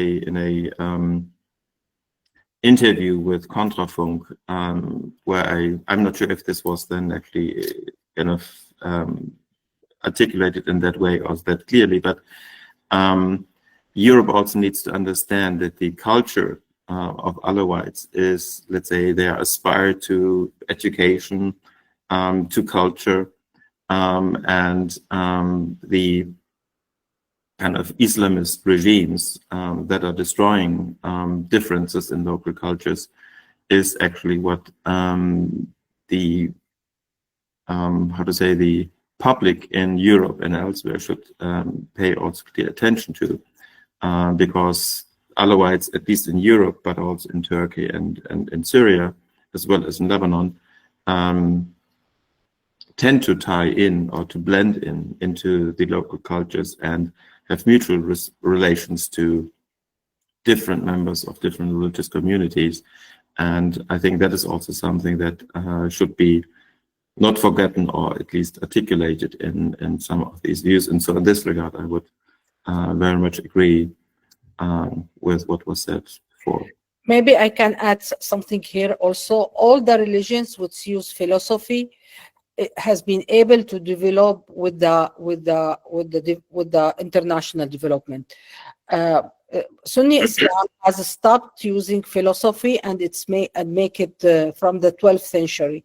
And I think this is the problem. I think if we want to differentiate, the critical point in the history of Islam is before and after philosophy.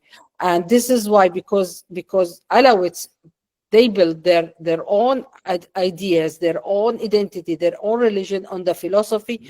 And I think this is why they tend to be more open-minded towards grasping other culture and think in different way. And I think if one day somebody wants to revive Islam, they want to ask them to learn philosophy again, and to and this is the point: is the rational thinking and philosophical understanding of the world.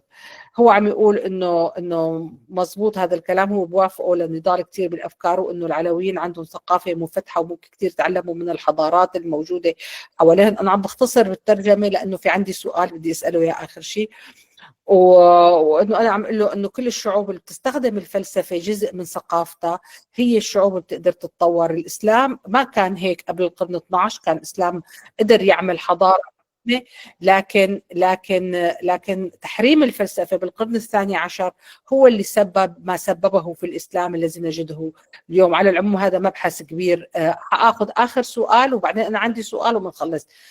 We still have 2 questions before we close up. البتراء. مساء الخير جميعا.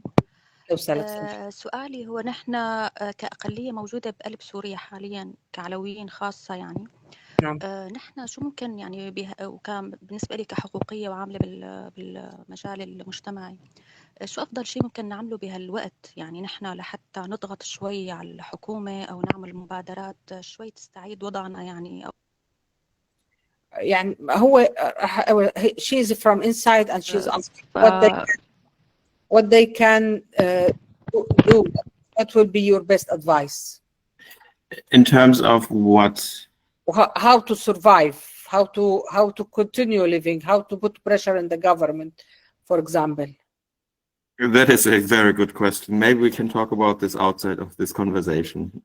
Okay, هو عنده أفكار بس بيحب يحكيها خارج Maybe you can send me something and I will send it to البتراء. Yes. إذا بتحبي تعرفي الجواب ممكن تتواصلي معي لأنه رح يكتب لنا الجواب يبعث لنا إياه.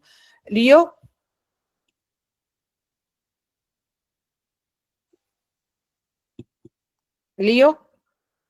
Okay, so I will drop my last question. هذا آخر سؤال رح أسأله أنا.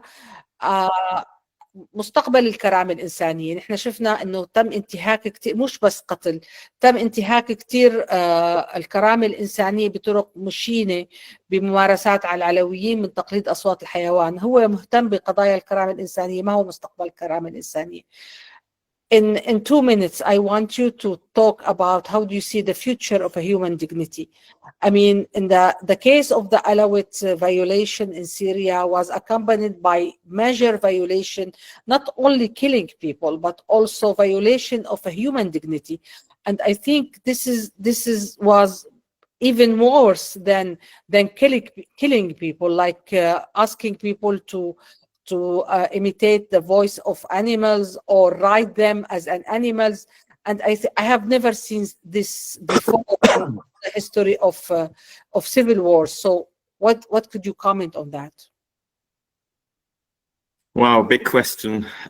The future of human dignity. And I think that's actually that was a topic I was writing or working on how dignity is not a form of a human essence or something that people kind of think or can claim, because that is what they inherited or what it defines them, but rather it's the relationship. It's a relationship of compassion and empathy. And I think that is, if I may even being bold here to say this, it is that we need to cultivate the senses of being with others, being making a difference well, treating each other and dealing with others, and of course the way in which hatred can create hatred. But I think also what I heard from many Alawites, that we cannot continue with the cycle of violence, and I think there needs to be ways in which we can break this cycle that is, literally repeating itself right now. And in that regard, I would say it's only us who can make a difference when it comes to it. And I think we are all responsible for what is happening in Syria, and that we need to speak up and speak out, but also doing in a way that is, again, taking into, let's say, into consideration all the complexities. And I think what you said before with the philosophy, that we need to educate ourselves to think critically and not to reiterate any of the propaganda, and being critical and being reasonable based on evidence, and not making claims that we cannot back up in one way or the other. That is, again, something I would say is important, and that we need to be able to hold people accountable. And I think Petra also, not to give up. And still, I would even say, when it comes to culture or civilization, it is the way in which we as people, we as humans, deal with the situations we are in. And I think there's nothing that can be defined from top down, but rather depends on each individual, on how we try to articulate the problems. And I think I take, again, examples by Pythagoras or Aristotle, or even the old Greek philosophers, who tried to cultivate in a culture of barbarianism some way of quote-unquote civility, on how we can treat each other, and think also not about our own interests also, but also of how others are feeling and perceiving. And I think that's what human compassion is all about. اوكي ثانك يو. عم يقول انه طبعا موضوع الكرامه هو كيف نحن بنعيش مع بعضنا، نتعامل مع بعضنا ومنتعاطف مع بعضنا ومنحس مع بعضنا. طبعا هو موضوع مهم انه لازم نشتغل عليه كلياتنا من وجهات نظر مختلفه، وخاصه ما يتعلق بموضوع العنف. انه في بعض الناس العلويين قالوا نحن ما بنضل نعيد التاريخ كله حلقات من العنف المستمر، لازم نلاقي حل لحتى نخرج منه، ونحن لازم دائما نضل عم نشتغل الموضوع، وهو عنده ابحاث كثير بهذا الموضوع. Finally, I want just to conclude by reminding everybody that the history of Syria has been always based on violence. Nobody has rich power in Syria. Nobody has rich power in Syria except Bashar al-Assad. Without killing the previous one, his people, even in the modern history. It's only during a short time during the French mandate there was not a political assist, but there was political assassination. For example, Shahbandar was assassinated because he was secular, but it has been always a repeated cycle that you cannot get to power except unless you have killed so many people. But I think the current government has reached, they win the prize. They have killed so many people to get to the power in Syria. I mean, I hope that one day this will end. I don't see it coming soon, but with people like you working for other people, working for Alawites, working for Christian all over the world, I think when we have a critical mass like you, Jens, I think the change in the world can happen. Thank you very much for being with us today, and we hope that we will receive your work, your very, very important work. If you can share it always with us, and maybe we can receive you one time to talk more about the human dignity. Very much. اللي عم قوله انه عبر تاريخ سوريا دائما ما حدا وصل على السلطة الا بشار الاسد بدون ان يقوم بقتل عدد كبير من الناس. يعني حتى ايام الانتداب الفرنسي ما كان في قتل سياسي كثير، بس كان في قتل. مثلا الشهبندر تم اغتياله، لكن كل الرؤساء اللي اجوا بعد ما حدا وصل للسلطه باستثناءات قليله الا على قتل من كان قبله وقتل رجال الزعيم السابق وهكذا. نتمنى أنه اليوم هذه الحكومة طبعا هي فازت بالجائزة الكبرى أنه قتلوا أكبر عدد من الناس حتى وصلوا للسلطة، طبعا بوجود ناس مثل يانس يشتغلوا بالعالم على موضوع الكرامة الإنسانية وغيرها. يمكن إذا صاروا كتلة حرجة ممكن إنه التاريخ يتغير والعالم يتغير. أنا عم بتشكر وتمنيت إنه يشارك معنا كل دراساته واللي بيعملها لأنه كتير مهم بالنسبة لنا. Okay, Jens, thank you very much and have a good night. Thank you. Thank you for hosting me, and it was a great honor, and I hope we can continue. Next week, on Tuesday, we will have a session on the minorities, and we will talk about Circassian and we call it the forgotten minorities in Syria, and we will talk about Circassian with a very important actress and political Syrian from Circassian origin. So I hope that all will be with us. الأسبوع الجاي نهار الثلاثاء عنا جلسة عن الأقليات المنسية، الحالة الشركسية في سوريا. بتمنى أنكم كلكم تشاركوا معنا. رح يكون معنا الأستاذ سعد لوستان، هو ممثل وسياسي سوري، رح يحكي عن التجربة الشركسية في سوريا. بتمنى كلكم تكونوا موجودين معنا الساعة 8 بتوقيت أوروبا، 9 بتوقيت أمريكا.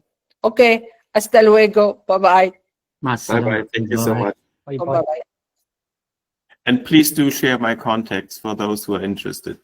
Yeah, sure, I'll do that. إذا حدا بده ياخذ رقم تليفونه أو هي ممكن يتواصل معي بعطيكم إياه. Thank you very much. شكرا جزيلا دكتوراه. شكرا جزيلا. نشوفكم المرة الجاية. باي باي.